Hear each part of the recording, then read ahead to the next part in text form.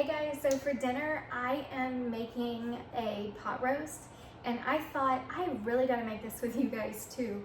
I love pot roast and so does my family, so this seemed like the perfect thing to do, the perfect thing to show you. And I'm gonna do this in the Instant Pot, and that is gonna make it even faster because it is 4:40 right now, or almost. And so it's kind of time for dinner, you know, in an hour or two. So we gotta get this moving. So I have already seasoned one side of my chuck roast. So I'm gonna pick it up and put it in my raring hot pan right here. Very careful. Okay.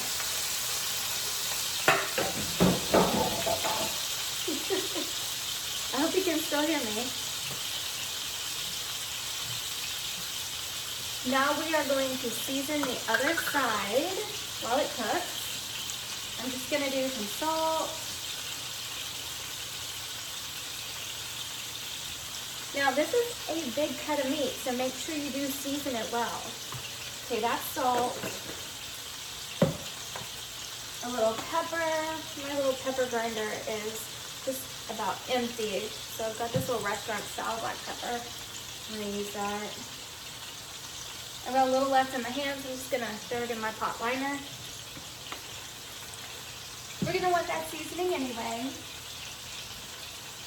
And here's a little garlic and onion powder.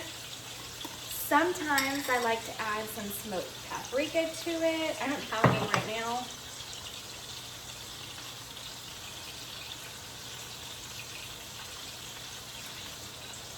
Every time I go to the store, I think, okay, I know I ran out of one of my seasonings, but what seasoning is it?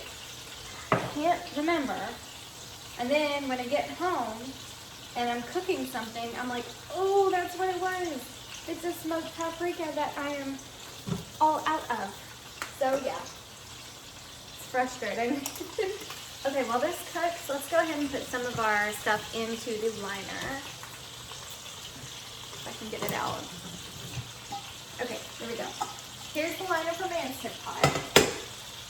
So I've got one onion that I've cut in half. I took off the outer skins. Just gonna put that in the bottom. I have some celery that I've cut up a little and cleaned. And I have some carrots. I need to cut these down a little.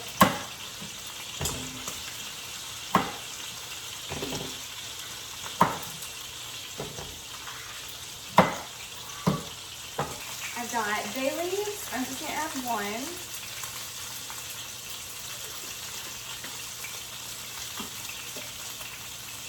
A little Worcestershire sauce.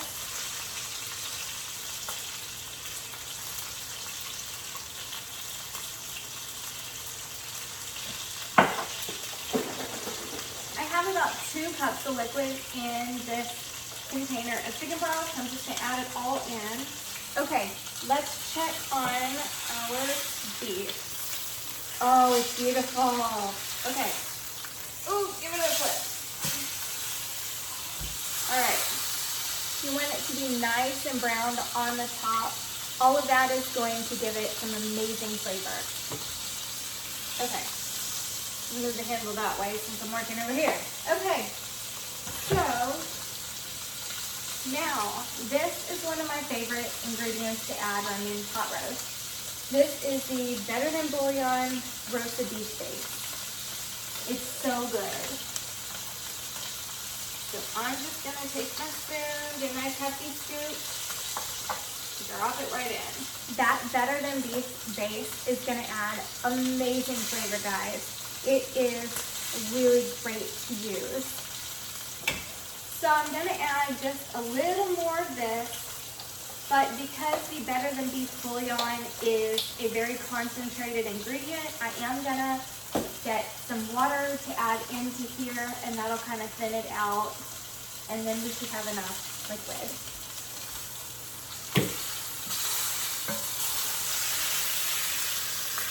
Okay, this is pretty much done. You can also sear your side like this. Just stand her up.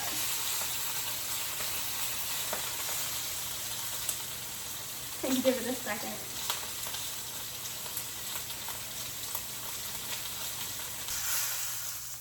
Now, just gonna add this right in. There you go.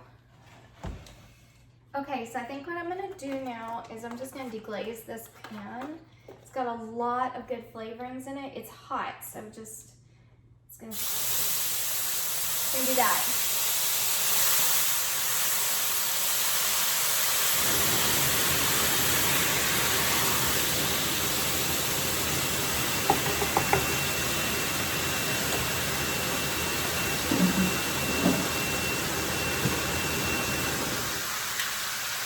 Okay, and then just take your tongs or a wooden spoon and just stir and scrape up any of the bits that are on the bottom of the pan. You want to get all of that up because it is filled with flavor. Okay. Now, pour it on the top. Whew. Well, that was hot. Okay, just a couple more things that I want to add. This is just some liquid smoke. It's just gonna add a little, something. Now, liquid smoke is very strong, so only add a drop or two. Okay, and the last thing, and what I find to be most important, is to add some wine, or you can add some beer. I am telling you, it really helps to break down the fatty little tendons in there. It's wonderful. It's really an amazing addition. Now, if you don't like wine, that's fine. You can add a little, or if you don't like alcohol, no wine, no beer, then you can add like vinegar or something, just a splash or two, and you will be so happy that you did. Okay, well, I think that's about it. Oh, I wanted to add a little more of the garlic because I am out of fresh garlic right now. They didn't really have any good looking ones at the store, so a little garlic powder is gonna have to do. Oh, I cannot believe I almost forgot potatoes. Okay, so I'm actually gonna do potatoes in 2 different ways today. So when you cook potatoes with your roast, they're gonna be super soft and they're gonna be wonderful. They're gonna soak up all the flavor of your roast. They're gonna be amazing. However, sometimes I like a bit more crunch, a little more texture. So I'm gonna show you how to roast potatoes as well. Okay guys, so now just put your liner into your pot. We're gonna put our lid on and then make sure the valve in the back is set to sealing, not venting. There are 2 options, and venting allows the pressure to be released, so we don't want that yet. Okay, and then I'm gonna go to pressure cook, and then I'm gonna do an hour and a half because of the size of my roast. I really like 90 minutes for a good family sized roast. But you can do it less. You can definitely do less than 90 minutes. This is just what I like, the kind of texture that I like. This will make your roast completely pull apart and wonderful. If you want it to be sliceable and not quite falling apart like that, cut down the time. Probably 15 minutes less than this will give you more of a sliceable versus pull apart. Okay, so 90 minutes till this is done. I'm gonna let this cook a bit. I'm gonna get some more potatoes washed up, and then I will show you how to make my roasted potatoes. They are so good. All right, I'll see you back in a few. Okay, so the Instant Pot is done, and if you look at it, it has a little L right here on it, which means that it is now counting down. It is at 25 now, but because this is meat, I'm doing a natural release, so it does take a little bit more time. If I wasn't worried about doing a natural release, you could do a quick release, which is where the sealing or venting valve, you just pop it over to venting and it'll let all the air out. However, that can make your meat a little more tough. So I'm just gonna let it quick release. Okay, guys, let's get to work on our roasted potatoes. I have my oven on 350 and I've washed a bunch of potatoes, and now I am gonna cut them. Well, actually, I'm gonna get my pan ready. So I have a 1/4 sheet pan here, and I'm going to take some bacon grease. Guys, this is left over from making my bacon.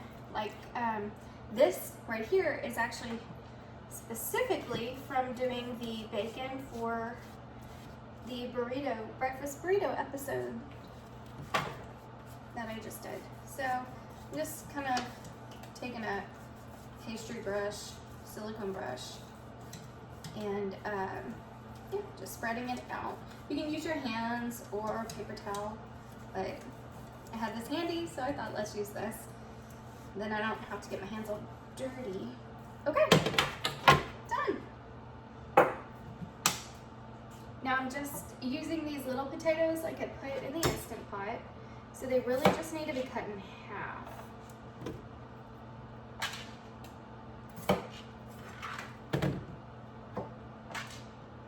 Okay, there we go. Now I'm just gonna take my little pastry brush and do this, or you can just spritz some canola oil, vegetable oil, any kind of neutral oil over them. Okay. Toss them around a little to coat them fully.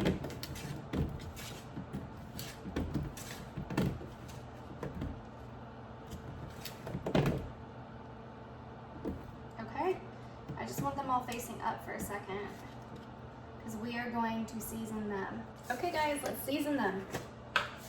Definitely need salt.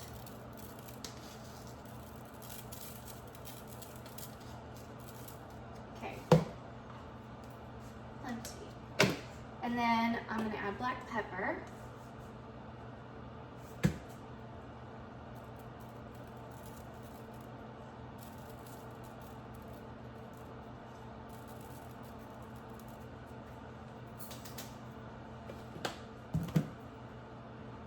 And then I think I'm gonna add some garlic powder.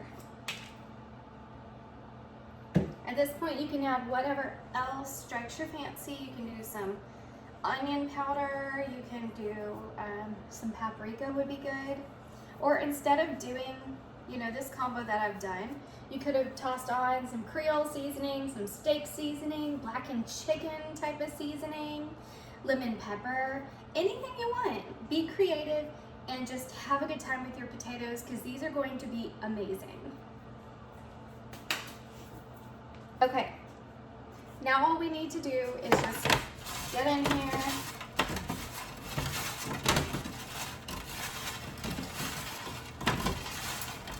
It's a messy job, but you want it all evenly coated.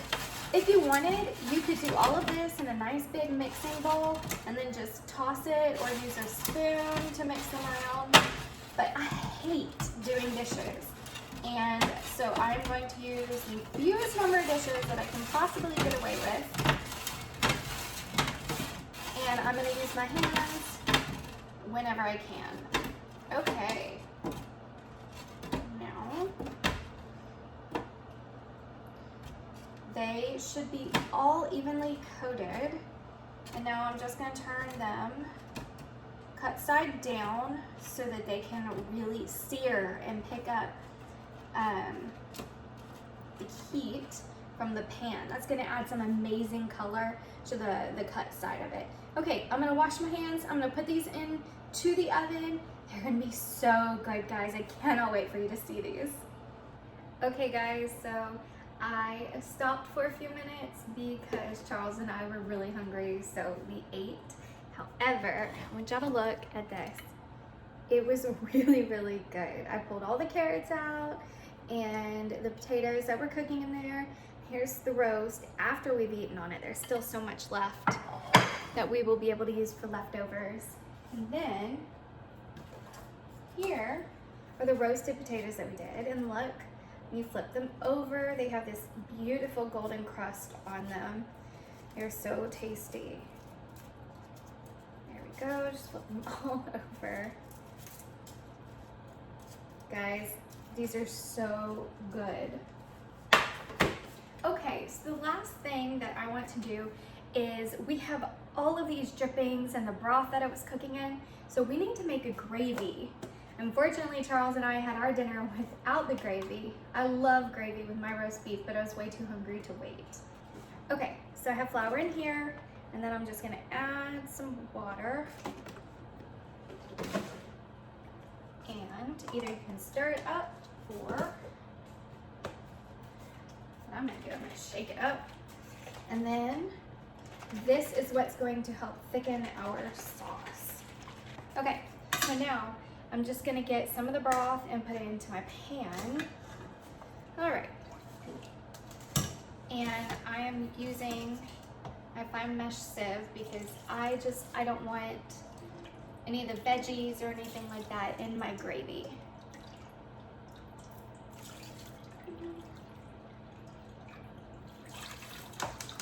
Now this is super simple. I'm just gonna turn this on. I don't want it too high. Okay, turn it on. And it's already hot. So I'm gonna go ahead and add my slurry. I want my towel to help me open it so it don't splash everywhere.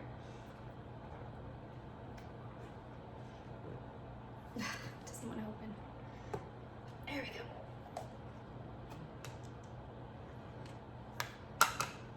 Okay, so I'm just gonna take this,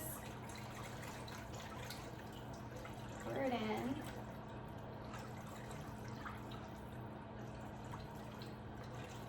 Now we just need to bring this up to a boil so all the little flour granules can like burst, and that's what helps thicken it. Okay, so I have been stirring this for a few minutes and it bubbled up, and look, it's nice and thick and ready to go. So at this point, it's done. You can put it in a little gravy boat and serve it over your meal or on the side, or you can add some cream. I always add cream to my gravy. So you need to make sure to turn off the heat because cream does not like to be agitated that much. You don't have to add much. I just added in a tablespoon and a half. There we go. Just makes it, I don't know, just a little more luscious and creamy. It is so good. Well, guys, that's our dinner. Thanks for joining. I'll see you later.